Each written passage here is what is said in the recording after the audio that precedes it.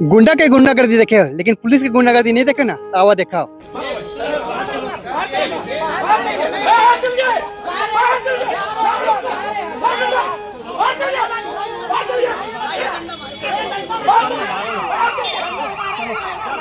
ये लड़ाई सिर्फ छत्तीसगढ़ क्रांति सेना और पुलिस के बीच न है, बल्कि लड़ाई शुरू होते शंकराचार्य मेडिकल कॉलेज में, जहाँ भानु प्रताप साहू जहाँ काम करते थे, जेकर संग में डॉक्टर अनुराग चंद्राकर और कुछ लोगन है जिन लोगों के साथ मारपीट करे जाते, जेकर सीसीटीवी फुटेज सामने आते, जेकर बाद पीड़ित परिवार है जिन स्मृति नगर पुलिस चौकी में एफआईआर दर्ज करावे जाते, ओकर कार्रवाई नहीं करे जाते, तब जाके साहू समाज और छत्तीसगढ़ क्रांति सेना ला मदद बार गुहार लगाते।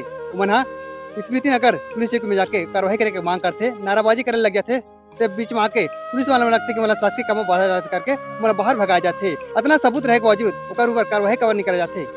गाँव गरीब परिवार की स्थिति को आवाज दबा जाते, लेकिन हर वर्ग के वन खेला न्याय मिलना चाहिए, छोटे बड़े में कोई भेदभाव नहीं होना चाहिए। वीडियो ज्यादा से ज्यादा शेयर कर दो और पीड़ित परिवार न्याय दिला में मदद करा। जोहार।